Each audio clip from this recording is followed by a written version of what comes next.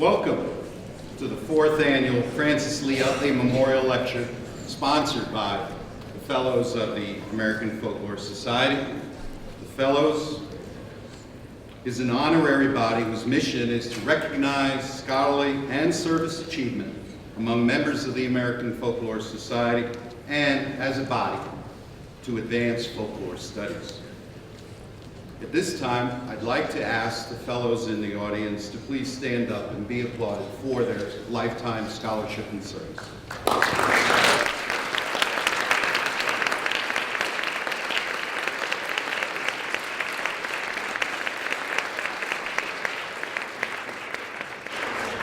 And in case you're wondering, they're the folks with the yellow or gold, if you would like, ribbons, and don't be afraid to accost them and give your admiration. I also want to recognize my colleagues on the executive committee who, with me, give of themselves selflessly to the cause. Vice President Erica Brady, who cannot be here, and Secretary Frank DeCaro.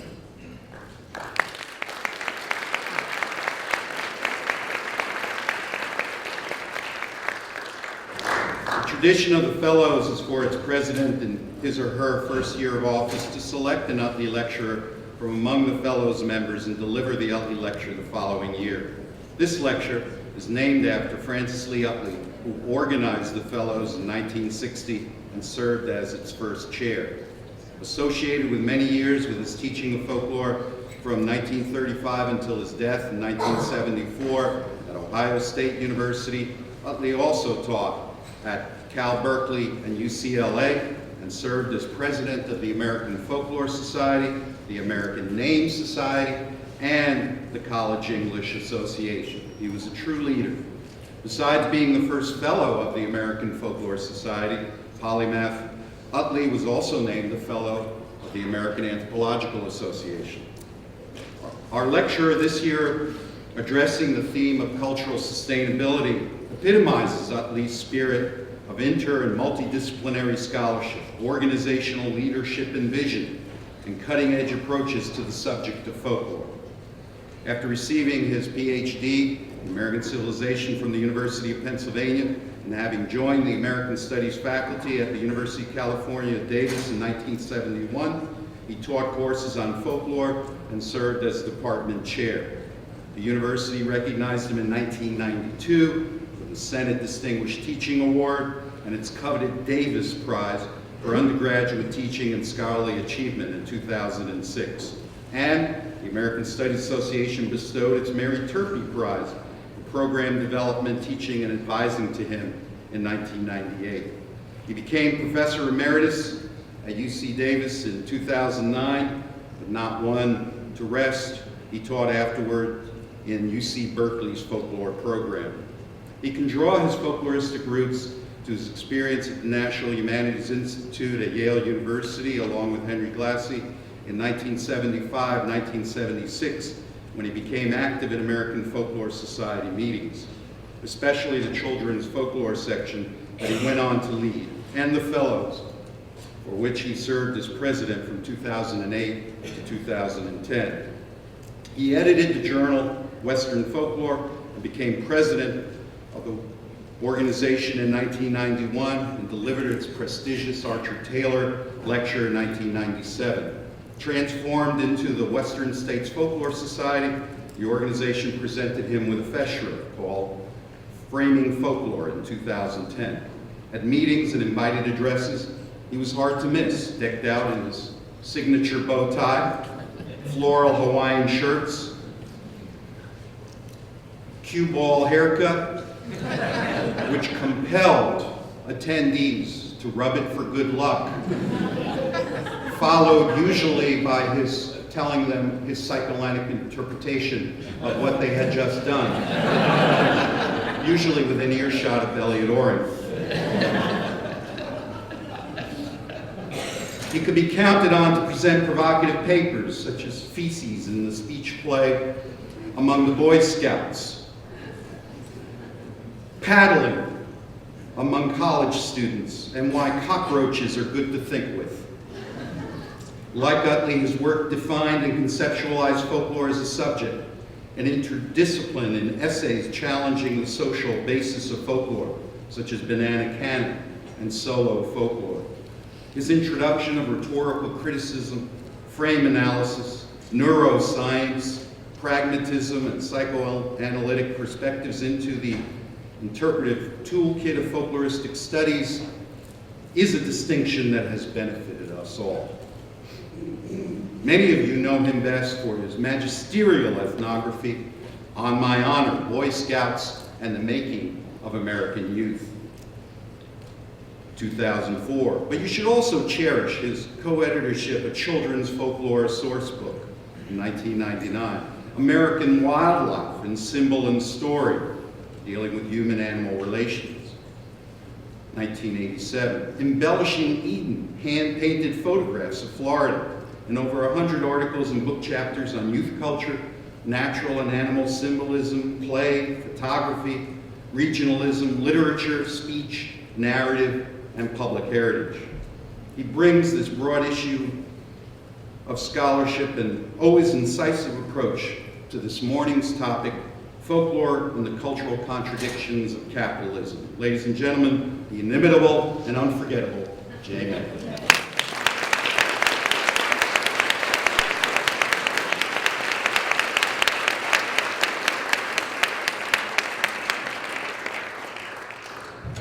Those are always so embarrassing, but I'm enormously blessed to have a great number of friends and colleagues in this room. Can you hear me okay? No. Can you hear me now? Yes. All right. I acted as an undergraduate and I was able to project into a theater without any microphones. You'd think I should be able to do it now, so I'll work on it. This paper, by the way, is dedicated to the memory of John A. Haig, who was my American Studies professor and mentor in my undergraduate American Studies major at Stetson University in Florida. At one point in my 2001 book, On My Honor, a narrative reconstruction of a 2-week encampment high in the Sierra Nevada by the California Boy Scout troop that I studied for over 2 decades, I recount the troop's response to a rather violent thunderstorm that came up one afternoon. As was typical of the Sierra microclimate in the summer, large thunderheads would form nearly every afternoon over distant peaks, but usually would dissipate as evening approached. Sometimes, with enough moist air being pumped up from Mexico, the threatening thunderheads would develop into a full-fledged thunderstorm, often including torrents of hail before the rain. Sierra thunderstorms are magnificent and terrifying. The smell of ozone, the blast of cool air just before the storm hits, the lightning strikes, the smell of burnt pine from nearby strikes, the near-deafening thunder, the folk method for determining how close the lightning strike is. Flash, 1001, 1002, 1003. And then, of course, the punishing hail and rain.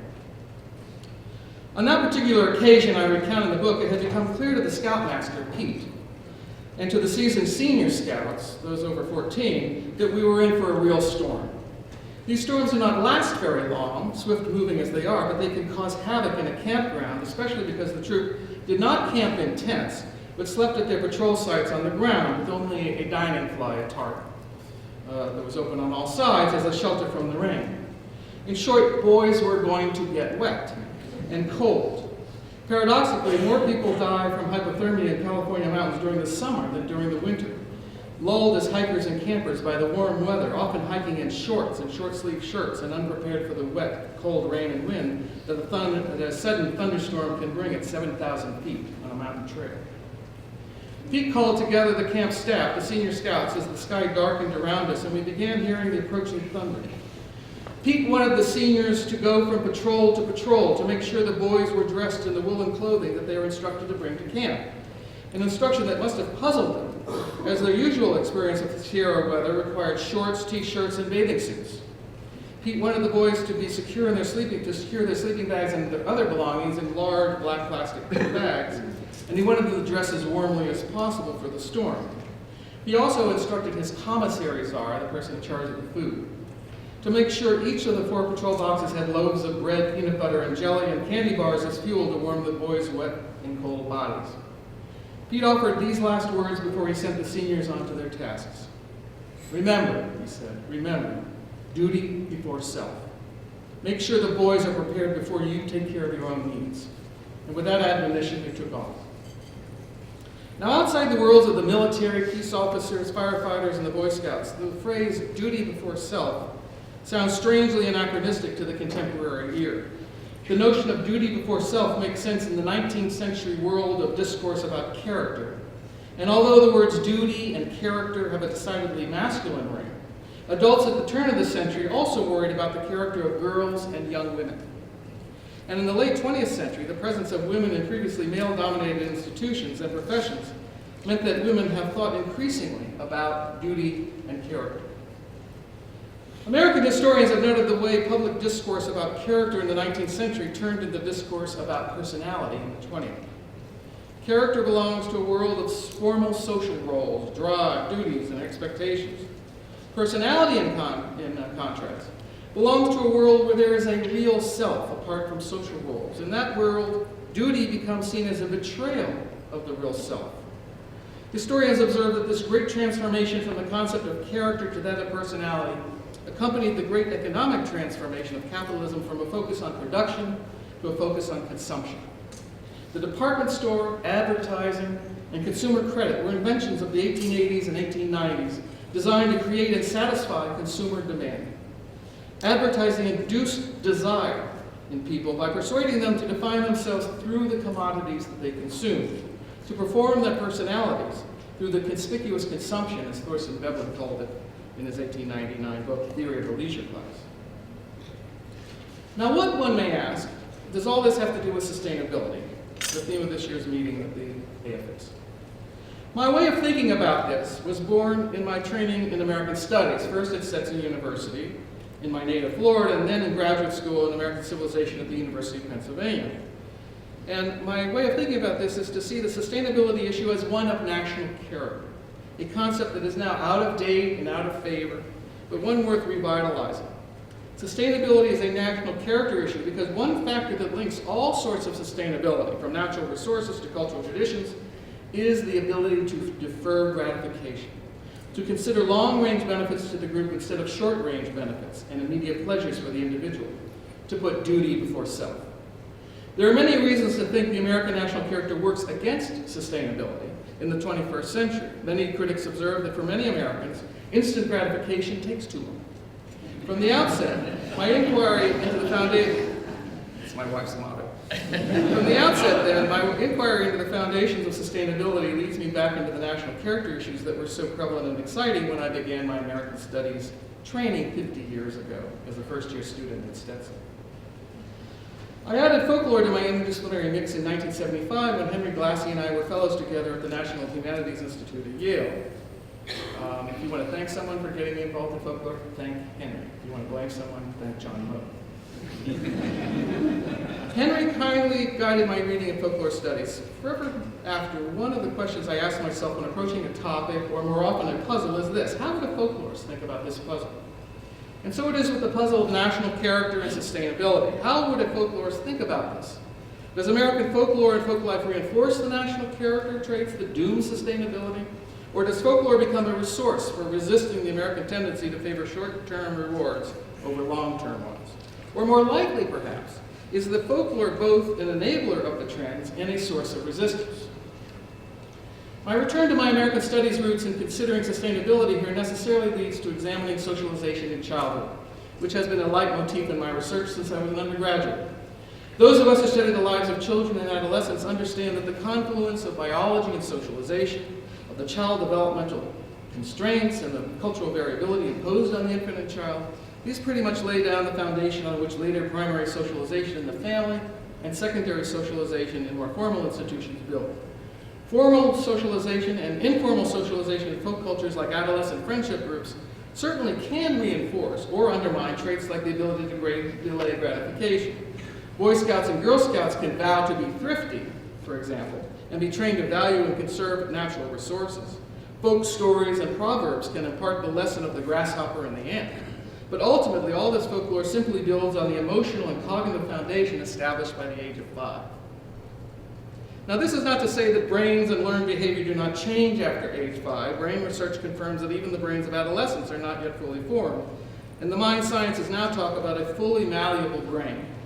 Even so, childhood and early adolescence are the place to look for the ways biology, the learning context established by parents and teachers, and the learning context created in children's peer interactions go a long way towards creating adult values and behavior as necessary conditions for sustainability. My first task in what follows is to examine briefly the concept of American national character. The next step will be to examine the concept of the cultural contradictions of capitalism, which was Daniel Bell's phrase, and the national character traits that those contradictions work to create, namely a culture of narcissism. Then comes the question that interests everyone in this room, I'll wager. Do children and youth have resources in their folklore to resist these forces of late capitalism, or does their folklore ready them to embrace the narcissism that seems so inevitable? Now, much of this talk will sound to your folklorist ears like an American studies talk, and that's because it is. Some of you listening to this talk might mutter to the person beside you, may have done this already. What does this have to do with folklore? Patience, grasshopper. I will get to the folklore. But I want to lead you through the sequence of my thinking about sustainability on the way to the particular details of everyday life that make us love the study of folklore so much. I also want you to see in this sequence of ideas a glimpse at my interdisciplinary way of thinking, even to give you the inspiration, if you need it, to rate other disciplines for approaches and ideas to bring back to your folklore work. So, American national character. Although historians have always generalized about whole nations and peoples, the concept of national character arose in the 1930s as part of the invention of a new interdisciplinary field, culture and personality studies, that links psychology and anthropology. In sociology in the 1930s, the incorporation of psychology into that field resulted in another interdisciplinary field, social psychology. Now, this is not the place to analyze the reasons why the 1930s became such a rich interdisciplinary moment in social sciences in the U.S., or why the link between individual personality, history, and culture came to be the focus of that interdisciplinarity. It is worth noting, though, that the Great Depression and the political upheavals of the 1930s created what Berger and Lechman call a legitimation crisis in American culture, a crisis in confidence that American society and its political institutions could even survive. The interdisciplinary field of American studies was also born in the 1930s, and for many of the same reasons. Now, one national character study from the 1930s is Karen Horney's 1937 book, The Neurotic Personality in Our Time. One of the first intellectuals deserving the label feminist psychoanalyst, Horney wrote this book for the general audience, and in that book, Horney identifies cultural contradictions that contribute to making the individual neuroses she was seeing in her therapeutic practice and seeing them now as more of a shared cultural neurosis. The first contradiction is that between competition and success on the one hand, and brotherly love and humility on the other. And the second is that between the stimulation of our needs and our factual frustrations in satisfying them. And the third exists between the alleged freedom of the individual and all of his factual limitations. For Horney, these and other cultural contradictions induce in many Americans the neurotic symptoms that therapists were used to seeing in individual patients. 2 years later, in his book Knowledge for What?, sociologist Robert Lind also found the notion of cultural contradictions useful for generalizing about American national character. He discusses several contradictory pairs of assumptions in American life. The strong values of, for example, American individualism and survival of the fittest are contradicted by the equally strong assumption that people ought to be loyal and stand together and work for a common purpose. Americans sometimes express a very strong success ethic, and at other times they express the belief that, quote, the kind of person you are is more important than how successful you are. Now, it's likely that the Great Depression and anxieties and doubts raised about the future of American democratic institutions lay behind the preference by social scientists and historians in those years to use contradictions as a key device for understanding American culture. The end of World War II and its seeming endorsement of American exceptionalism, though, steered American national character studies toward a consensus view of American history and away from the conflict model that was suggested in the 1930s by that focus on cultural contradictions. Historians and social scientists came to view national character in terms of a core or basic personality shared by most Americans. John Kuenhoven's 1948, The Marks of Modern American Civilization, David Rieslin's 1950 book, The Lonely Crowd, David Potter's 1954 book, People of Plenty, R.W.B. Lewis's 1955, The American Adam, and many other books in the 1950s declared and described the core personality shared by Americans due to their shared historical experiences and the inheritance of Enlightenment political thought and institutions. As Daniel J. Boorstin put it in his 1953 book, The Genius of American Politics, There is a givenness in American experience. The books I've just listed were a reading list in an undergraduate course I took in 1965 on American national character from John Hay. By the time I took the course, though, the concept of national character already was under attack in Cuomo. The notion of a shared American core personality in the 1960s seemed increasingly unlikely. The new women's studies scholarship complained that the generalizations about American national character really applied only to men. The rise of ethnic studies in the 1960s saw the generalizations as valid only for white men. Both folklore studies and popular culture studies criticized the generalizations as relying too much on the high elite cultures of white men who lived east of the Hudson River. And so on. By the time I left graduate school in 1971, the concept of American national character was pretty much dead. Now, in the 1970s and 1980s, scholars rediscovered the usefulness of thinking about American culture not in terms of shared values and beliefs, but in terms of innate contradictions that take different shape in different periods and phases of American history. The particular analysis that describes that inspires the title of this talk and suggests the problems associated with sustainability is Daniel Bell's 1976 book, The Cultural Contradictions of Capitalism. And notice 1976, it was the bicentennial year. Put simply, Bell argues that commodity capitalism undermines the cultural system of self-control and delayed gratification that were central to the character structure formed during the earlier production-oriented phase of capitalism, a relationship between economic systems, individual character, and practical results that Weber had described in 1905 in The Protestant Ethic and the Spirit of Capitalism. Commodity capitalism, argues Bell, replaces self-control and delayed gratification with self-expression and self-gratification. An element of that move from the notion of character in the 19th century to that of personality in the 20th is the changing meanings of work. As Bell puts it, not work but lifestyle became the source of satisfaction and the criterion for desirable behavior in the society. In part, Bell blames the twilight of religion in the U.S. for the loss of restraint in governing expressive conduct. The Protestant ethic and its ascetic break on the acquisitiveness of capitalism was destroyed, he says, by the invention of the installment plan for buying on instant credit. In short, for Bell, the character structure inherited from the 19th century, with its emphasis on self-discipline, delayed gratification, and restraint traits still necessary for the techno-economic system to work in the 20th, all those ran up against a commodity culture that rejects those bourgeois values. Barbara Ehrenreich makes a similar observation in her 1989 book, Fear of Falling, The Inner Life of the Middle Class. Ehrenreich focuses on the professional middle class in her analysis, a social class, she says, whose economic and social status is based on education rather than on the ownership of capital or property. The prevailing anxiety of the professional middle class, Ehrenreich argues, is a fear of an inner weakness, of growing soft, of failing to strive, of losing discipline and will. Even the affluence that is so often the goal of this striving becomes a threat, for it holds out the possibility of hedonism and self-indulgence. This class suffers, in short, from a pervasive fear of falling. Ehrenreich notes perceptively that the middle class has always thought that it was the lower class that was characterized by a lack of discipline and perspective, that the middle class superego was stronger than that of the id-driven lower classes. In short, the present time orientation of the poor and their inability to defer gratification meant that the poor, this class, were little more than children. The middle class suspects the poor, and I would venture suspects the folk knowledge held and employed by the poor.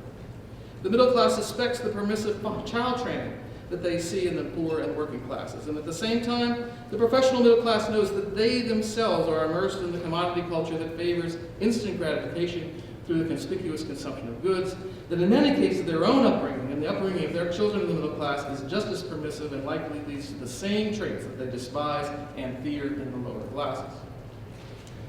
So now it's time to look at the diagnosis by a wide range of historians and social scientists that sees narcissism as the outcome of the cultural contradictions of capitalism.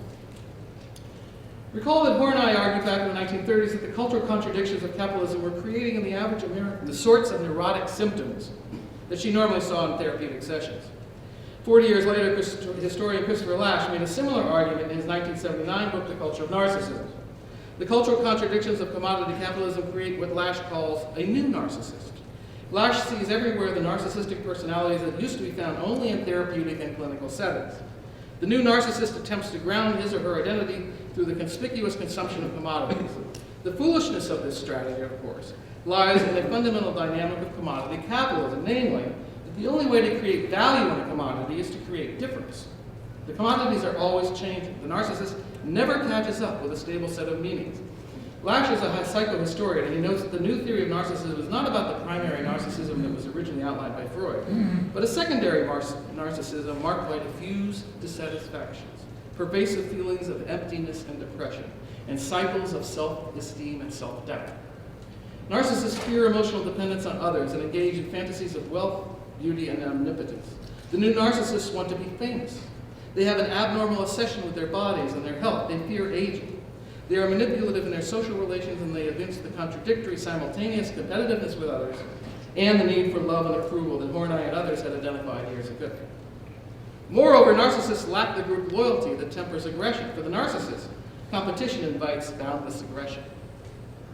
The changing modes of production, from work with hands to work with ideas, from assembly line to bureaucratic office, for example, have an impact on the family, this is still Lasch's argument, which in turn creates the narcissistic personality in the child. The narcissist lacks proper superego development. The argument continues, so the usual identification with real mothers and fathers gives way in the narcissist superego to imagined authority figures, both to be feared and emulated. Thus, the narcissist experiences uncontrolled cycles of self-esteem and anxiety. Advertising promises the narcissist that the consumption of the right commodities is the cure for these mood swings. The diagnosis of narcissism has returned 30 years later in the work by culture critics writing about the millennial generation, those who were born between 1982 and 2000, a cohort, by the way, of 80 million people. The May 20th, 2013 issue of Time magazine featured a cover story by Joel Stein on the me generation. Parents, teachers, and other adults in a moral panic about the narcissism they see in the millennial generation blame attachment parenting in the home and the self-esteem movement in the schools for creating young narcissists who are fame-obsessed and lack the empathy necessary for creating strong interpersonal relationships. The millennials grew up on social media and reality television shows, which are, as Stein notes, basically documentaries about narcissists. And in echoes of Horney, these millennial narcissists painfully experience the contradiction between the competitive individualism inherent in the notion that one is unique and special, and the strong desire to be liked. Psychologist Jean Twenge calls the millennials Generation Me. And in her 2006 book by that title, she begins with a statement that brings me back to the Boy Scouts in the mountains. This generation, she writes, has never known a world that put duty before self.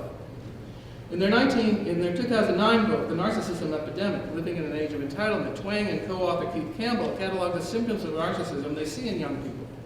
Boys and girls alike are obsessed with their bodies, and nude sexting on smartphones is the ultimate narcissistic gesture. The authors see everywhere among the millennials a lack of empathy, resulting in incivility and cyberbullying. YouTube videos of teens hurting each other, and school shootings. Millennial adolescents and those in their 20s evince the typical narcissist's inability to create solid, intimate personal relationships. Most visible to older adults, from parents and teachers to employers, is the millennial narcissist's sense of entitlement with an expectation of greater rewards for less work. Now, I should say at this point that I'm simply reporting the diagnosis of pervasive narcissism in millennials, a diagnosis that, like Horney's and Lasch's before Twenge, of a social problem in American culture, and I read these books not as accurate descriptions of American character and culture, but rather as manifestos and yet another adult moral panic about young people. My critical skepticism about these claims of a social problem arises largely out of my reading and writing of folklore, especially the ethnographically based understandings of the folk cultures of children and adolescents. What added value does that perspective, and the perspective of the folklorists, bring to these matters? The folklorist usually holds respect for the autonomy of the informal folk cultures of children and adolescents. Adults tend to project onto children their own social and psychological anxieties. Adults tend to minimize the agency of children, embracing discredited theories of media influence on children and ignoring the power the children have to resist the meanings of media images and discourse created by the adults for them in the marketplace of late capitalism. If we take the perspective of those adept at studying the folk cultures of children and youth, shout out for the children's folklore section, then the key questions here become this. First, are the millennials really as narcissistic as the social scientists say they are? Second, do the folk cultures of the millennials provide resources for resisting the pressures of late capitalism toward narcissism, or are these folk cultures complicit in the creation of narcissism? Now, speaking as an historian and folklorist of children's cultures, I tend to be skeptical toward any claims about youth. To temper those claims, I want to look at two sources of knowledge about narcissism in the millennials. The first comes from developmental psychology, and the second from ethnographies of millennial youth. Now let me pause for a minute to clarify that what we were looking for in the socialization of children and adolescents. A conceptual error in the previous formulations of national character, the formulations from the 30s into the 60s, was that the historian and social scientist conceived national character as a core personality, a fixed set of traits, beliefs, values, and motives shared widely in the society. It took American psychologists, social psychologists, and anthropologists decades to come around to the simple fact that personalities are not fixed, but tend to be highly contextual. Anthropologist Anthony F.C. Wallace came to this truth in the early 1960s. His alternative to the model of culture as a mechanism for replication of uniformity was the view of culture as a mechanism for the organization of diversity. Wallace does not assume that everyone carries around a fixed set of beliefs, motives, and values, proclivities to behave in certain ways. Instead, his model assumes that people do not need to share culture. By culture, we mean an internal set of traits and tendencies. In fact, Wallace says, he shows that complex societies actually require that people do not share the same cognitive maps. Nobody could possibly learn and retain everything that everyone else in the society knows. What people do share is a set of implicit contractual relationships that they need to know in order to interact with others. Based on their past experiences, learning the cultural schemata, and having various success and failure using the schemata to read a particular communication event. People have plans for behavior, and the plans work out or they don't. People encounter and acquire cultural schemata in the everyday exchanges that folklorists are fond of studying, but we also acquire schemata through other communicative events, including our experiences with mass media. We read, we watch, we listen, as well as talk and write and create. We learn context for communication. So with Wallace's view of culture in mind, let's look at the developmentalists. The place to start is with G. Stanley Hall, one of the founders of American scientific psychology and the founder of the child study movement. Hall's two-volume work, Adolescence, in 1904, in many ways invented the concept of a distinct stage of life, as adolescence as a distinct stage in the life cycle. Hall's was an instinct psychology, and like all youth workers in that era, he believed that one could channel the instincts of children and youth into socially constructive directions. After establishing what science knows about the biology and physiology of adolescence, Hall turns to an evolution of feelings and instincts characteristic of normal adolescence. In writing over 100 years ago, Hall's words strike the reader today as just as true. Here's Hall. Youth loves intense states of mind and passionately fond of excitement, he writes. And in a long discussion that reminds me of the later social science description of American character and culture as consisting of contradictory impulses, Hall declares that the emotions of adolescence, quote, develop by contrast and reaction into the opposite. And he lists those contrasting opposites, action versus torpor, pleasure versus pain, self-affirmation versus self-doubt, selfishness versus altruism, good versus bad conduct, dependence versus independence, sensitive versus callous, curiosity versus apathy, knowing versus doing, conservative versus radical instincts, sense versus intellect, and wisdom versus folly. Hall's passage on the third binary, self-affirmation versus self-doubt, is worth quoting a bit, for it sounds so much like the indictments today by Twain and others about the millennials. So let me cite this long passage from him. The chief outcrop may be vanity and a sense of personal beauty and attractiveness. It may be expressed in swagger ways. Love the way people wrote it. It may be expressed in swagger ways, thrusting oneself into conspicuous places, talking, acting, dressing to attract notice.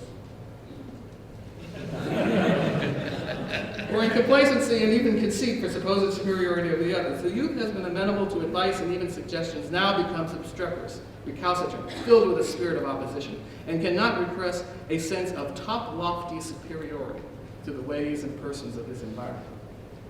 At times in the storm and drama of adolescence, though, the same youth with all the brazen effrontery may feel a distrust of self and a sinking heart, which all of his bravado is needed to hide. Now, one of the aspects of human behavior that intrigued Hall was the problem of altruism, a key word in his fourth binary. I say problem because Darwin had to account for selfless behavior. Hall believed that adolescence is a stage in the life cycle where the individual is especially prone to altruistic behavior. The adolescent is capable of selfish acts, but the adolescent instincts are just as likely to motivate the youth to subordinate the needs and desires of the self to those of others. Now let me jump ahead 100 years from Hall to look briefly at the work of a developmental psychologist who bolsters the case that children and youth are naturally capable of selfless behavior. In his 2000 book, Empathy and Moral Development, Implications for Caring and Justice, Martin Hoffman uses his own work and that of many social psychologists and developmental psychologists to develop his theory of pro-social moral development, as he calls it.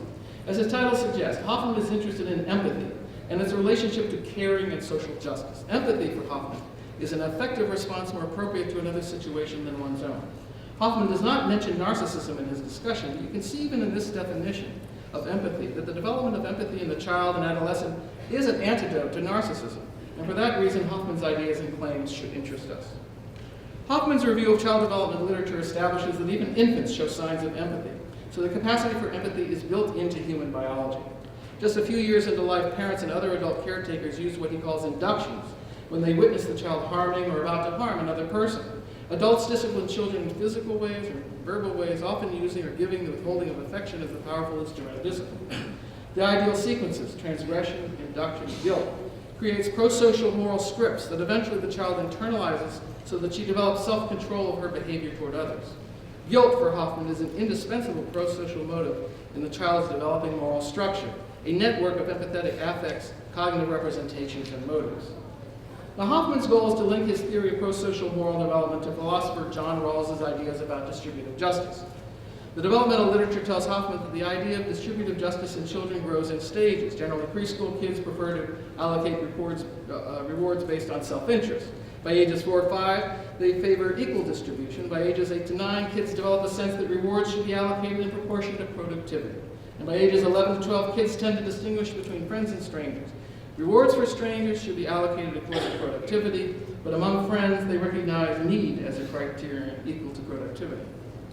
Now, Hoffman is no biological determinist, and although he sees some developmental constants in the sequence of stages in the moral reasoning by kids about the fair distribution of rewards, he knows that the culture affects all sorts of inductions that parents and other adult caretakers employ to steer this child away from harming others. Hoffman considers empathy and Rawls's veil of ignorance, which in Rawls's theory is the requirement of distributive justice, the actor not know her place in society, so will not be able to assert interest in favor of one class over another, the veil of ignorance, as functionally equivalent in terms of their restraint on self-interest. Empathy instruction in the home therefore amounts to justice instruction in the home. And just as empathy socialization extends past the family as the child enters school, so justice socialization gets reinforced in peer interactions and in mass media narratives. Hoffman's use of developmental psychology to make his case for the pro-social moral development of American kids reminds me of the approach by George Lakoff in his 1996 book, Moral Politics. Lakoff's politics are progressive, but he has perfectly intelligent friends who are conservatives. And both he and his friends appeal to common sense in their political arguments, but clearly the two sides hold different common sense. As Lakoff thought about this, he realized that both sides were employing the family as a metaphor for the society, but they both invoke two different models of the family. Conservatives have in mind what Lakoff calls the strict father model of the family, while Lakoff and his progressive friends have in mind what he calls the nurturing parent model. These different models of the family provide the metaphorical basis for very different political moralities. The strict father model of the family values traditional gender roles, demands respect and obedience from children, and expects children to learn self-discipline and self-reliance. In contrast, in the nurturing parent model of the family, love, empathy, and nurturance are primary, and children become responsible, self-disciplined, and self-reliant through being cared for, respected, and caring for others, both in their family and their community. Parents of such families are equal partners, and the obedience to the children to parent, and the obedience of the children to parental authority arises from the love and nurturance that the parents give. What children need to learn most, according to this model, is empathy for others, the capacity for nurturance, and the maintenance of social ties, which cannot be done without the strength, respect, self-discipline, and self-reliance that comes through being cared for. What's interesting most about Lakoff's book is that he actually moves beyond his analysis to see how the two different metaphors of the family lead to public policy dispute, to ask whether one model or the other has non-ideological empirical support for being better than the other. His review of the social scientific research on the outcomes of different parenting styles concludes that the nurturing parent model has a much more desirable set of incomes than does the strict father model, even on such traits as self-control and self-reliance, putatively the goal of the strict father model. Taken together, the child development and social psychology research on the primary socialization of children in the home concludes that families that emphasize empathy produce the mentally and emotionally healthiest youth and adults. This is where Hoffman's argument and Lakoff's argument come together by pointing to the family in early socialization as a potential source of those traits that will be most likely to produce the ability of adults to resist the pressures of narcissism and to subordinate their own selfish desires in favor of the common good. That selflessness is crucial to sustainability. Now, for me, the reason he makes the case for the importance of the study of folklore of youth and children, including the study of family folklore and the ways, perhaps in those families, in which inductions would help people develop empathy and the notions of justice that empathy reinforces. Put simply, what we are looking for in the informal folk cultures of children and adolescents, and in the informal folk cultures of whole families, are the ways the oral, material, and customary folklore of those groups help nurture the natural empathy in youth and helps them understand fairness and justice in social relations and in public policy. I wish we had a large body of scholarship of the folklore of children and youth in natural settings to answer these questions definitively. We don't. What we have is excellent, but any generalizations I make here have to be understood as tentative and sometimes speculative, snapshots of the folk cultures of children and adolescents. And not every ethnographer of the folk cultures of youth enters their field work with my questions about empathy, narcissism, altruism, fairness, and justice. My own ethnographic work with teen boys and the mosaic of these snapshots of other ethnographic studies do suggest, however, some tentative conclusions. I began this talk with an example of Scoutmaster Pete's exhortation for the older scouts to put duty before self in taking care of the younger boys in the face of approaching violent thunderstorms. I did the field work for my book between 1976 and 1996, 20 years with the same troop, which enabled me to watch what happened over several generations of scouts within the troop, to see which troop traditions lasted, which disappeared, and which evolved. I also have ethnographic data from a group of millennials, as I was a volunteer leader in my younger grandson's troop, and accompanied them to many campouts, including 5 summers at Boy Scout camps from 2006 through the summer of 2010. My subjects are male, but we do know something about girls and young women, a point I'll make shortly. The folklore of play and ritual is among the resources people can draw on to diminish the power of contradictions and the anxieties that contradictions induce. For example, the troop campfires I witnessed in my 20 years of fieldwork with Troop 49 provided a play frame for dealing with the pressures of commodity capitalism. The ambivalent attitude the boys have about material goods in their lives surface in the patrol skits that they do at campfires. Some skits reenact a joke, but in many of the skits I saw, the patrols invent and perform parodied commercial products. Young people perform parody versions of adult behavior and values all the time. Even a little exploration of the videos created by young people and posted on YouTube should confirm that, contrary to Twang and Campbell's assertion that YouTube is a symptom of narcissism, that many of the YouTube videos by young people use humor to resist adult authority and the cultural contradictions of capitalism. My earlier fieldwork then provides examples of the ways the folk traditions of the adolescent boys in that troop served as resources for dealing with the contradictions of American culture. Now, I saw plenty of evidence in studying Troop 49 that the boys were not driven by narcissism and by the everyday cultural contradictions of capitalism. Those male Gen Xers showed real caring in their personal relationships, sacrifices for others, duty before self. But what of the next generation of scouts, the millennials?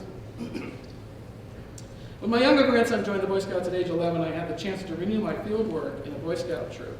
And although I have not written much based on those experiences as the volunteer leader in his troop from 2006 to 2010, I can raise here one example, there are others, in support of my claim. The millennials are not more narcissistic than were the Gen Xers or even the boomers.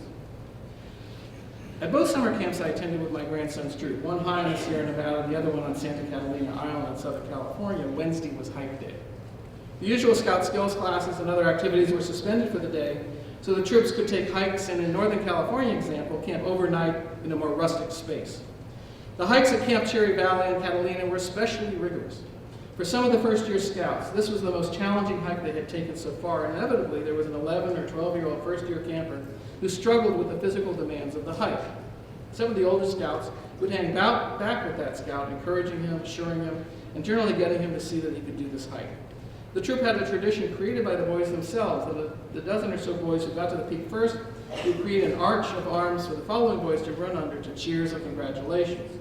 The last leg of the climb was steep and straight, coming just when the legs were their most tired, and yet the sight of the boys making an arch of arms got the boys to run as best they could up that final leg with broad grins on their faces. And the last drag, the boy who was having so much trouble with the hike, got the same roaring welcome as did the others.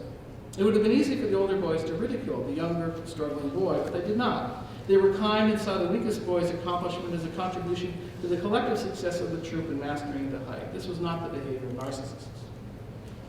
And this example also makes the point that the impersonality of folk traditions makes them useful for solving a bit of social and psychological tension in the truth. The stronger, older, bigger boys sometimes harbor contempt for the smaller, weaker boys, especially for boys like the ones who struggle and straggle in the height. At the same time, these older boys know that the group and the organization expect them to be kind and selfless towards these weaker boys. Some of the older scouts have enough self-confidence, which is not to be confused with narcissism, to give the struggling boy words of encouragement while staying back with him, rejecting the impulse to be at the head of the pack. For other boys, this sort of personal act of kindness and empathy would be very hard for them to perform, but the folk tradition of the arch of arms lets them all make the selfless, empathetic gesture as part of a group performing a tradition. The impersonality of this folk custom solves the tension, both within the individual and within the group. Now let me look very briefly beyond my own ethnographic work, still with the two basic questions in mind. Are millennials more narcissistic than previous generations, and does the folklore serve as a resource for resisting the cultural contradictions of capitalism, including the development of folk ideas about fairness and distributive justice? Excuse me a second.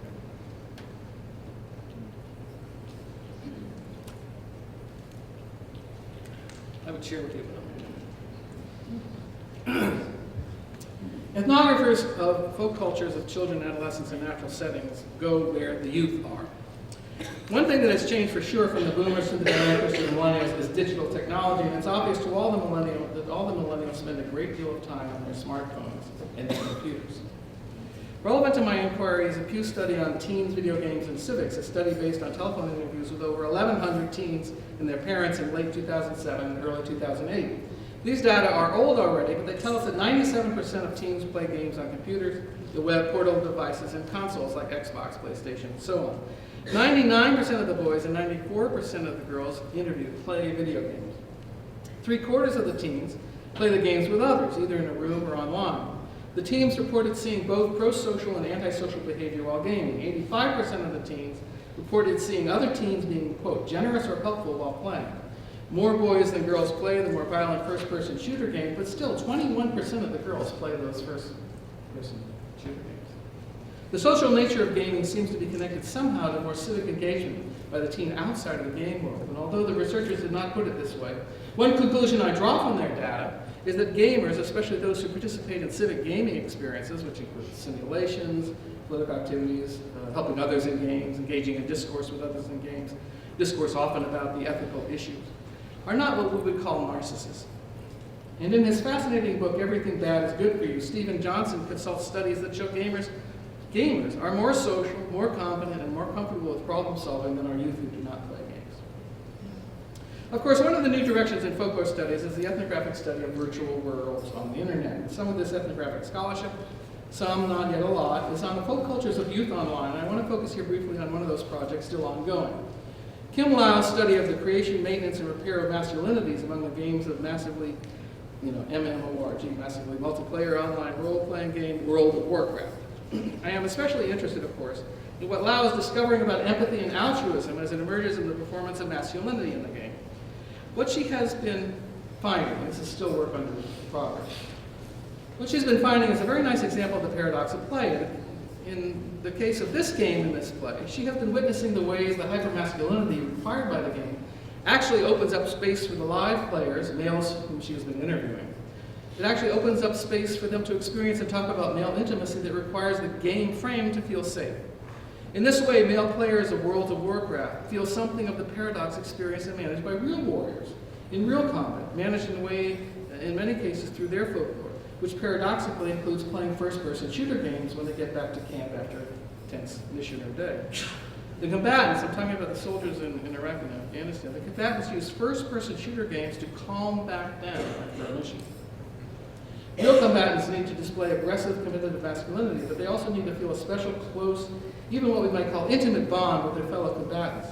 The norms of heterosexual hegemony, policed by the rituals of homophobia, mean that only in carefully framed rituals and play can the strong emotional bond between male combatants be defined as straight and not queer. Lau is seeing the same paradox in the players of World of Warcraft. Lau also sees in the gameplay signs of the empathy and altruism I'm looking for in the ethnographic studies of online youth cultures. This is from Kim. On one end, she says, of the continuum from formal to informal features of the game. The game requires that someone on a team die in order for the raid to be completed. Then, more in the middle, There are the semi-structured examples of ways that the organized guilds create contexts in which more experienced players help newer or less geared players. And on the other end, a player may sacrifice himself or herself for the mission to succeed. What Lau describes, what Lau is describing and observing here, pretty well matches my limited experience playing Halo side by side with my older grandson. Players discover that cooperation and some selflessness actually help the players succeed. Out of control, competitive individuals in these games usually does not work well. That's the males. What about the female players? The Pew study found that about a fifth of the young women in their sample of those who played online games did play those first-person shooter games. Think about that in light of the fact that American women in the Army and the Marines have been serving unofficially in combat in Afghanistan and Iraq now for years, and just now the official policy has changed to permit women to play any combat role for which she's qualified. I leave it to other folklorists to study the female online gamers and to compare them with the male gamers, but I want to make just a few comments from the viewpoint of a children's folklorist who's interested in gender. First, Title IX of the Education Amendments of 1972 wrought a gender revolution that I would talk to you for hours in the hall, wouldn't have a chance. We know from historian studies of play patterns of children that the clear pattern in the 20th century was for the play of girls to resemble more and more the play of boys. For anyone paying close attention to the play of girls, it was clear that the old stereotype that girls were not aggressively competitive in games and preferred cooperative play was simply not true. Girls' play has been plenty competitive before Title IX, just not competitive in the same way that boys' play was. Linda Hughes' wonderful ethnographic study of kids playing Foursquare unmasks the competitive strategies the girls in that game used to control the game. Title IX was a game changer.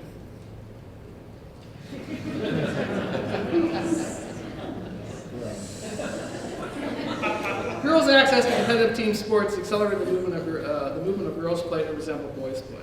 It may be that girls and young women play these first-person shooter games in ways indistinguishable from the way the boys play. At the same time, the experience of the cultural contradictions of late capitalism surely varies according to gender, and only ethnographic detail will show us how young women use online games to manage these contradictions, both as they are experienced as private psychological anxieties and as collective social anxieties. In Lau's ongoing research, the male players are using the game frame to create space for alternative ways to be a man. I'm eager to see what the ethnographers of online play by girls and young women discover about the ways the paradoxes of the game frame serve their needs, including the need to find a non-neurotic solution to some of the cultural contradictions of capitalism.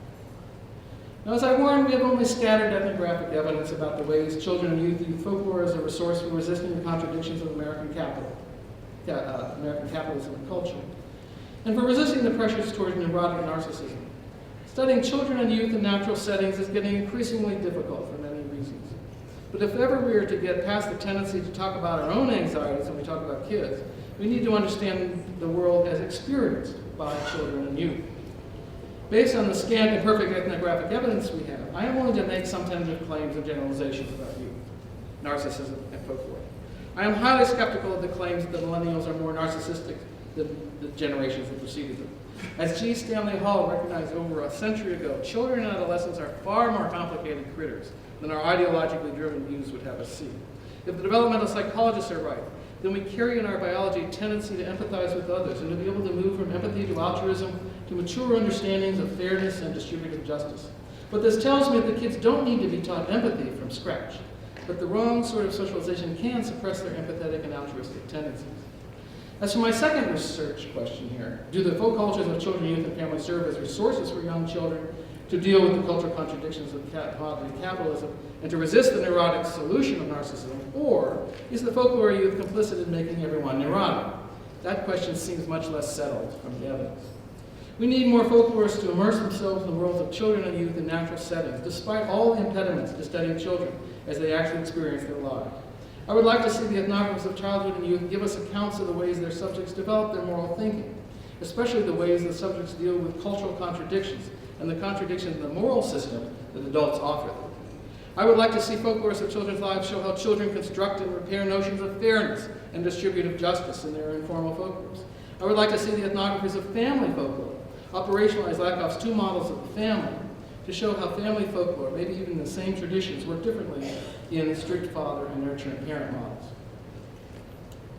So what? When I was still teaching, I would always challenge undergraduate American Studies majors writing senior theses or graduate students in our cultural studies graduate program writing dissertations to answer the so what question. And this was always one of the most frustrating experiences I had when I edited Western folklore those years. An author of a manuscript would come to the end of an otherwise competent case study and fail to answer the so what question. Why should anyone who's not working on the narrow topic of this study care about this study? So what? Is this inquiry a case study of a large or interesting question that transcends the particular details we love so much in folklore study? It's time I answered that question, at least try. Of course, the human stakes are huge in the question of sustainability that provide the theme for this meeting. There are so many signs in American culture that we are incapable of deferring gratification, incapable of tackling problems requiring long-term, selfless solutions, that we grasp immediate pleasures and do not worry about tomorrow. Many worry that our materialism is out of control, that we spend rather than save, that we spend on immediate pleasures, rather than invest in our infrastructure of roads, bridges, and water, that we would rather build houses on the shore than leave the natural barriers of dunes and native plants to blunt the devastating effects of big storms. And so it goes. You could write the list of symptoms of our desire for instant gratification yourselves. The same competitive individualism that produces these symptoms also produces a voracious materialism. A popular car license plate frame in the Reagan era announced that he who dies with the most toys wins. And as the Gorgon Gecko character in Wall Street says, greed is good. Whole economic theories are based on this, and a number of religious movements at century's end told people that God wants them to be rich. Classic joke formula begins, I have good news and bad news. Which do you want to hear first? So are you ready for some good news? I wish I had some. No, there is good news.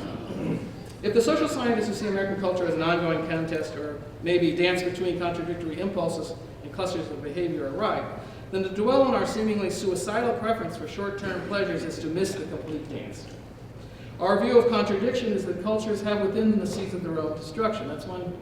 But another way to look at the contradictions is to see the cultural systems have brakes to correct the system, to keep it from going out of control. Bateson's simile, I had to say brakes in this talk. Bateson's simile for this was the governor on a steam engine. The whirling balls of the governor would spin out more and more horizontally as the engine raced faster, shutting down the system before it went haywire. When the Reagan era of greed is good threatened to spin out of control, Hollywood produced dozens of yuppie redemption films to remind people that family and friends are what really counts in the world. Our materialistic fever each Christmas season breaks. There's a pun here that only works in print. Breaks, B-R-A-K-E-S, breaks, B-R-A-K-E-S. Trust me, it's there. Our materialistic fever each Christmas season breaks not just with traditional holiday films with the yuppie redemption message, but also with such events as the dependable theft of toys from the Marine Corps Toys for Tot warehouse, and the subsequent flood of even more donations in response to this loss. I draw these examples of correctives to our short-sightedness and greed from mass media culture. But the point of this talk really is that the folklore is our greatest resource for dealing with the cultural contradictions of capitalism and competitive individualism.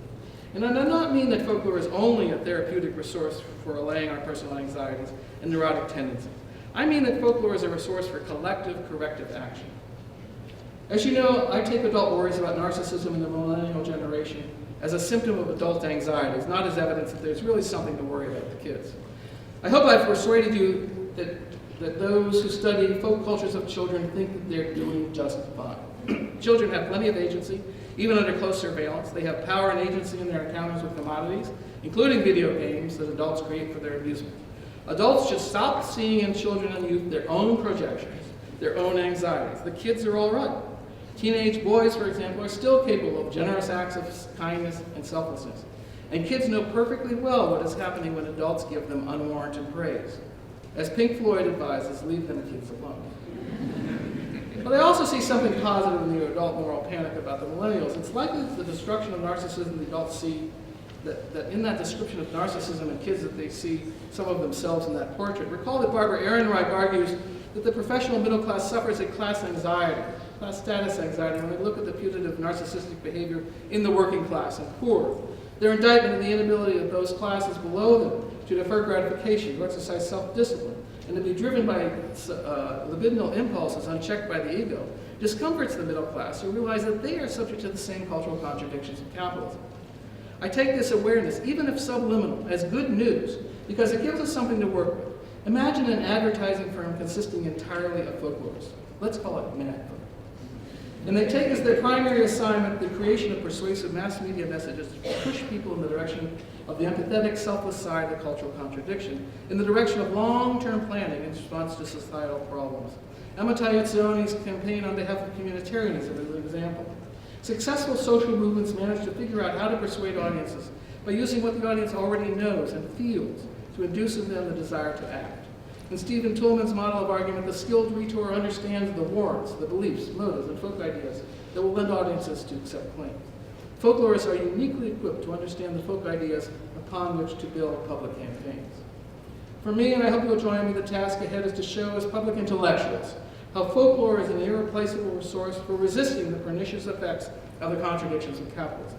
Folklore has therapeutic value for the individual and the small group. It can also be the basis for collective social action and political action.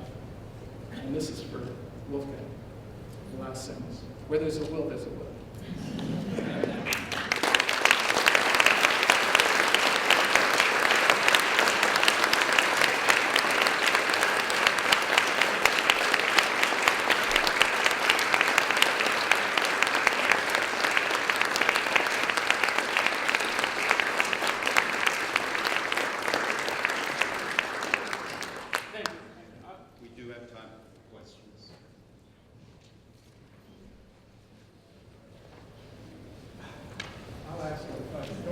Yes, please.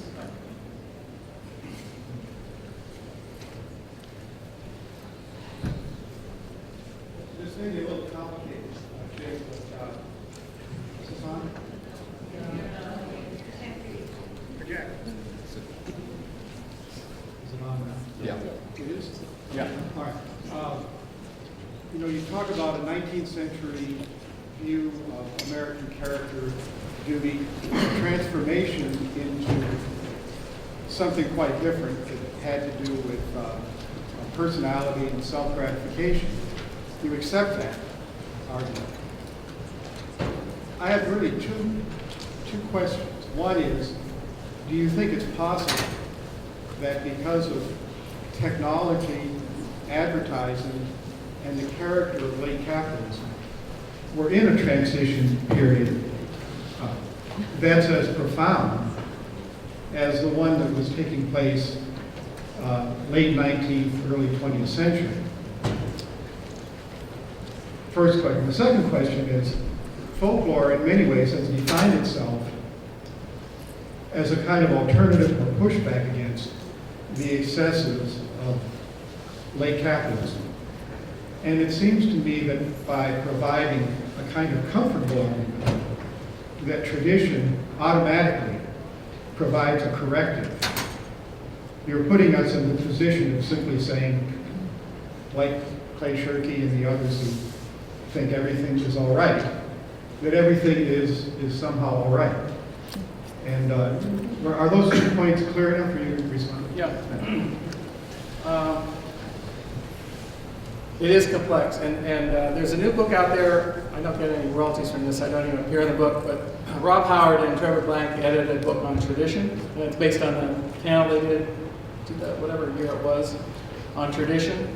And there's a real dialogue in that book about tradition. And in their introduction, they in fact address this. I don't know if you read the introduction, but you're quoted in the introduction, the presidential address. They are holding exactly that question up. Is it really true that the energy and the engine of needing everything else in folklore is an anti-modern impulse? Or is it that we ought to embrace it as still being resistant, but not being anti-modern resistant? I tend to side with that side. And as you can tell, I studied the Boy Scouts, right? I mean, it's not anti-modern, anti-tradition. Although oddly it is, but we'll talk about that now. So, I think the message for children's folklorists, people who study children and youth, is that, the worries about what the new technology is going to do, because everyone worries about what's happening to the human brain with all this new digital technology and so on and so forth, kind of an extension of the Walter Ong thing about what happens to our brains and our cultures when we move from morality to literacy to electronic communication. I think the message from children's folklorists is this is not something to worry about. That doesn't mean that that's true. It just means that I come out of that tradition. I I would say that anti-modernism is not a motive even for me to study children's folklore.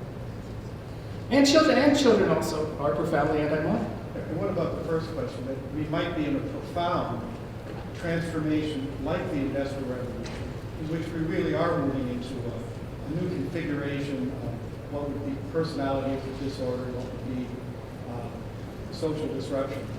That is, I don't think that's happening, and even if it's happening a little bit, the other transformations that are happening right now are way more scary. I mean, that'll be down about 6th on the list of things I would worry about in terms of the deep changes. China, in response to this latest crisis about the debt, China said, well, maybe we should be thinking about creating an un-Americanized world or something like that. Well,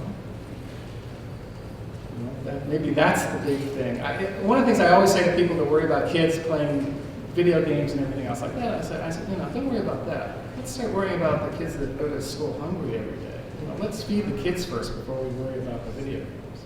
So for me, I'm not saying it's not possible, I just don't worry about it.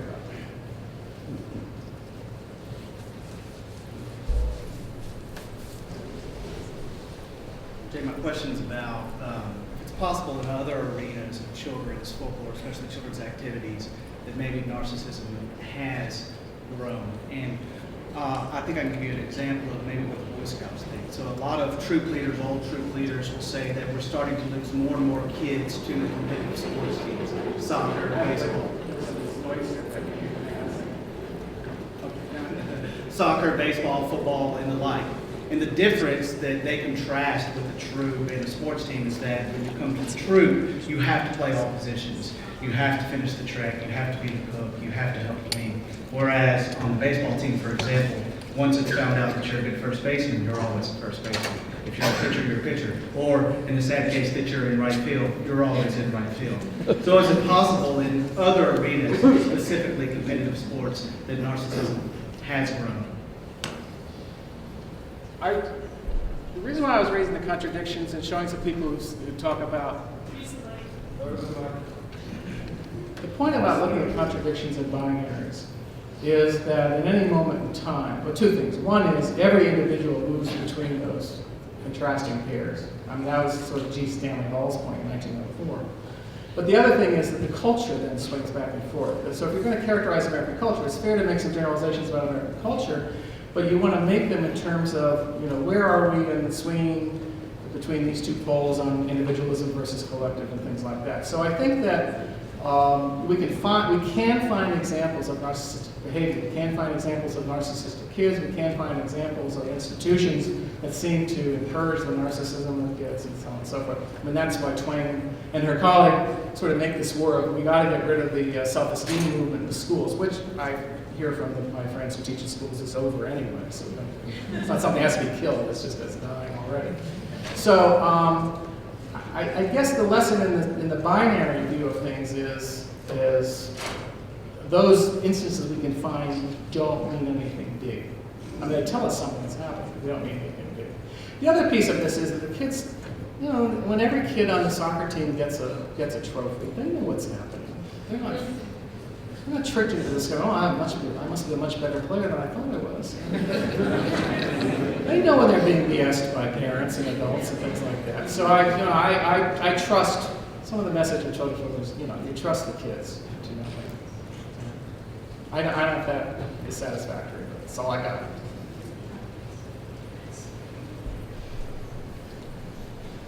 Thank you. I had an interesting kind of correlative thought in terms of young adult literature and the massive popularity of dystopian literature like The Hunger Games and the Divergent series. And I was wondering if you could comment on this kind of written by adults, totally taken in and absorbed by these young adults, in which these characters have an expectation for individual action, but the progression of the story also incorporates necessary cooperation, and how that works with them.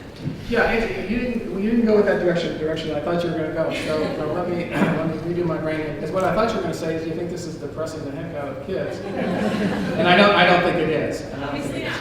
Obviously not. Not only that, but I really recommend, if you've never read it, Stephen King wrote a book called Dance Macabre. Do you know the book, Dance Macabre? It's just wonderful. I mean, it's a nonfiction book. It's a set of chapters, essays. And it basically asks the question, why do we love to be frightened?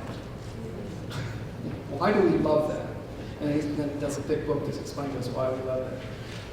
So now back to your thing. Cooperation, right. I mean, competitive individualism is never a solution to any of these things, including in the, I'm a little cranky about Hunger Games because it's such a ripoff of the Japanese novel and the movies that called Battle Royale. Battle Royale. But even in those cases, and to compare the Japanese version and the American version is very interesting about Japanese culture and American culture, just for comparative cultures. But yeah, I mean, I think that's an important point. That's a good point. The way in which the competitiveness that's set up in those situations is tempered by other kinds of values. I think that's a good example. I'm going to move to the other side of the room for a moment. Hi. Is this working? Yes. Okay, as a co-parent of 3 millennials, I can tell you that they hate that term. And they prefer to be called the Harry Potter generation. The point here, though, is that I think the strength of folklore is that we can identify what is meaningful to groups of people. So to my children, at least, who do see themselves as alternatives to the commodity culture that is surrounding them, we can see how they do want to identify themselves. And they are networking with other people, with other kids of their generation. So I think this is perhaps the strength that folklorists can bring to political action, to understanding, and building upon the things that are meaningful to those generations. We can then help them create those networks and understand how that meaningfulness was constructed. Yeah, I'm trying myself between, I mean, part of me says, leave the kids alone. We just leave them alone. Adults should stop messing with the kids. Part of me also knows that what kids can acquire in more formal organizations like the Boy Scouts, to use that example, could be athletics, it could be a bunch of other things, also has an enormous amount of value. I mean, there are interventions that adults can make by setting up the situation. Now, what's interesting about the Boy Scouts is, and not every Boy Scout troop follows this, but what's supposed to happen in a Boy Scout is the adults are there on the periphery. They're sort of on the outside. The boys, the brilliance of the Boy Scout program is supposed to be that the boys themselves run the program. You know, boys are teaching boys are writing programs, boys are learning leadership, whatever that means. There are some troops in which the adults can't help themselves, but I think there's some value for the kids to be able to work out some of those relationships, and especially ethical thinking. I wrote somewhere, I don't remember where, but even the 12 points of the Scout Law create these ethical dilemmas. You know, can you be trustworthy and loyal? If trustworthy here means telling the truth about a situation, and loyal means not ratting out your friend. What do? There's an ethical dilemma right there. So what kids learn very quickly is that these lists of rules don't mean anything. Let's shift back here. For those of us who are teaching in public universities, and of course for all of us who are paying any attention to the temper tantrums of certain factions in national and state government. I thought you were going to say temper tantrums of fellow faculty. Well, that too.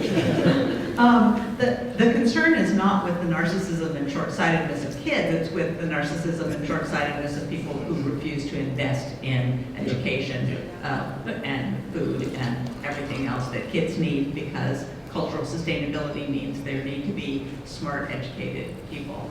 I'm hoping that for those of us who are facing epic political battles, you have some words of encouragement, support, some ammunition out of your thinking about children. Yeah, of course, by the time they're 18, by the time they get to us, which is, they're not fully cooked yet at 18. And I think some of the principles here, still work with the students is in some respects, Freire used two different metaphors for teaching and learning. One was the banking metaphor where you deposit ideas in someone's head for later withdrawal, and the other is the midwife metaphor, where you're not really doing the work. The woman who's giving birth is the one who's doing the work, but you're there as a coach and encourager and things like that. I suppose technically, this would be an interesting thing, I haven't thought about this, but one of the questions I guess would be is how do our grading practices, an interesting topic, how do our grading practices either feed or help resist narcissism? And of course there are administrators like Pat Turner who's had to deal with helicopter parents for a very long time.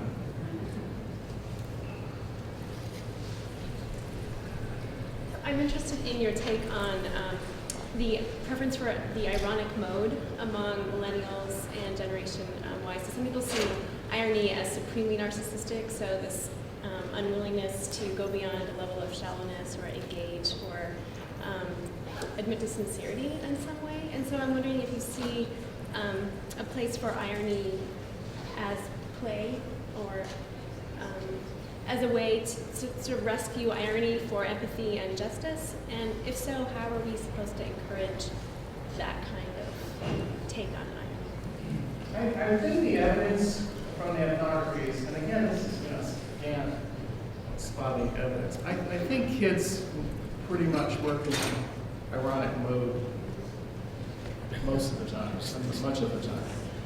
And irony is not new, of course, because of centuries. Kids have less power. I mean, one of the interesting things about kids, including teenagers, is that they are in a power inferior situation.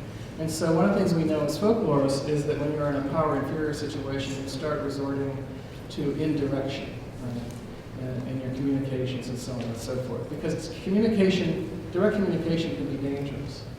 So I don't know if this is answering your question, but it seems to me that a lot of the patterns of communication in young people, towards adults, which is very different from the way in which they may communicate with each other, toward adults, probably has a lot of that indirection.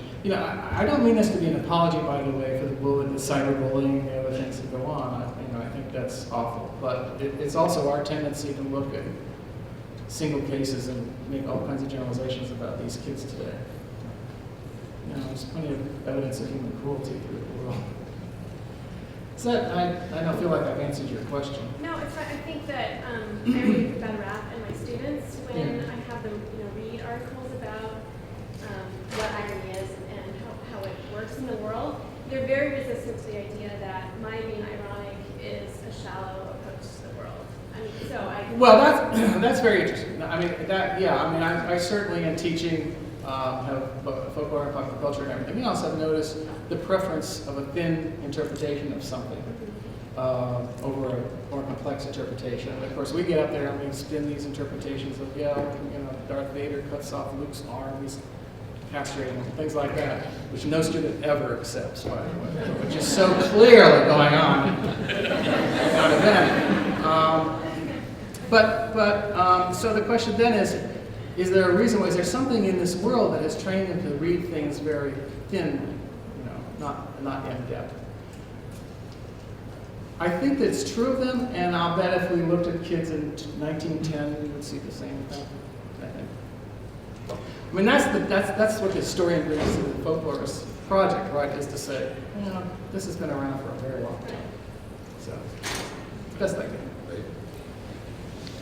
Oh, no. Wonderful talk, Jay. But I have a question, going to a historical question. You talked a lot about the exit of the millenniums, and of course this helps us all try to figure out what's going on with our own kids, which is what's motivated some of these questions. But I have a question about my father, okay? Maybe you could help me with that. What about the World War II Depression-era generation? How does say anything about that? We've been told that these are the people that the last generation that stood for character and duty and so forth. They fought the good war and won. Where does that fit in? And if you looked at their children's folklore and how famous done this historically, might we see any difference in what they were doing than, say, the boomers or the millenniums and so forth, or have you just nobody gotten to that yet? I don't think there's a difference. I mean, from reading a lot of, because I taught a course on war and American memory, and so I read a lot of World War II memoirs. I looked at every World War II film there is and everything else. And my father served, although he served as a bartender. I grew up in Miami Beach. You will notice, however, the Nazis never did invade Miami Beach. If you sort of scratch the surface, I look at a lot of, I'm doing this project where I'm looking at vernacular photography by soldiers and sailors and Marines and so on. And if you look at the vernacular photography, it's, you see the folk culture, you see the camaraderie, you see the practical jokes, you see I think the snapshots we have from, let's say, World War I, World War II, whatever, I think those snapshots are all going to look alike. I don't think, now, yeah, rhetorically, they say to you, you've got to learn the importance of work, being rewarded only for good work and things like that. But that's rhetorically. I don't think that reflects what they were like. So you don't find the discourse of the great generation of Tom Brokaw, this was the last generation that really did care about duty, character, the kind of things you were talking about, that side of it as a plan? Yeah, yeah. I mean, as someone pointed out, yeah, they were great. I mean, what happened? They saved the world in many ways. It's also the generation that accepted segregation of the races. So, where's the greatness in that? I'm going to go to her because she was waiting. Go ahead, step forward. Well, I just have a very short question, and I like it when you say that leave the kids alone, having been quite impressed by Pink Floyd's ideas. But do you think capitalism will leave kids alone, or has capitalism left kids alone? And is it not spreading its tentacles much wider? Video games is not about eliciting video games, it's about spreading children's game all across the world rather imperialistically and destroying many other children's games and worlds. So will capitalism leave kids alone? I think that's a question that I would like to answer. Thank you. I guess I'll make this very quick. I guess my message is that capitalism has enormous power, and kids have all kinds of ways of resisting capitalism. They have their way of filtering the message of capitalism. A great deal of popular culture, really, this is one of the things that's interesting in the folklorist, right? Popular culture takes children's folklore, turns it into a popular culture commodity, and then sells it back to the kids, or gives it back to the kids. Capitalism is going to keep on its march, and something's going to happen in the future, but I don't worry about the kids in that. I said I was going to make this short, I'm such a liar. I taught a real-time streaming video course between my campus, University of California, Davis, and Hosei University in Tokyo. And the first time the course was on violence, and the second time it was on youth cultures, and I had them go out and do ethnographies in Japan and the US. And one of the things that people who do these youth studies notice that youth cultures all around the world have a lot of similarities. A 16-year-old in the US has more in common with a 16-year-old in Korea or Japan than that 16-year-old has with the 46-year-old or something like that. So I don't think they're being colonized. I don't think the kids are being colonized by it. And I know this is an adult worry. This is why I said that we project all these things onto the kids, that we worry about the kids. We don't worry about ourselves, because the kids are actually going to be all right. Now, do we socialize that resistance out of the kids? Maybe. Maybe. This will be the last question on this side. Thank you. I just wanted to comment, actually, more than anything. I think this is an especially interesting conversation to have because, can you hear me now? That's it. Okay. I just wanted to comment that I find this discourse especially fascinating because as a brand new folklorist, I'm wondering what kind of voice I have in this field. And it occurred to me while I was sitting here that we're talking about millennials like they're not here, and I'm a millennial. So there is a new generation of folklorists. We are the millennials. We are here. So, I just think it's a fascinating conversation because I have that perspective as a millennial. So, thank you more than anything. You all said that when you expected prizes.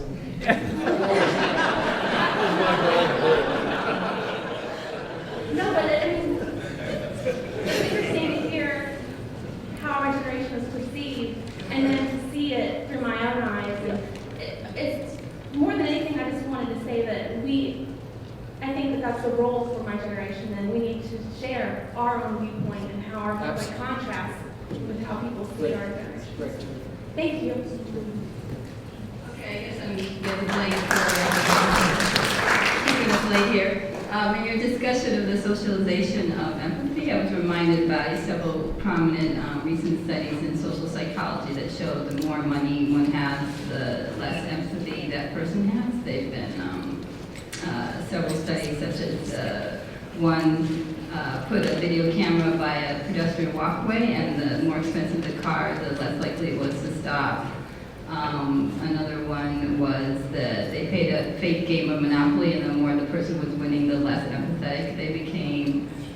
There's another one that showed that when you did a survey that ranked your empathy, it was correlated with your lack of money. And then there's other studies recently showing that poor people are happier. I don't know how they quantify that, but anyway. So my question is, how does class formulate into your argument? Yes, in that as Barbara Ehrenreich says, the middle class has all these opinions about the classes below them, but in fact they're subject to the same context, the same things. And if you look at the nurturing parent model and the strict father model of families, there really is not. You would think, well, this must be social. This must be a social class binary, but it's not. It's not at all. You find those kinds of family models in all levels. So, I need to turn over the program for a quick word from your executive director. I do want to say, of course, thank you to Jay Mechling.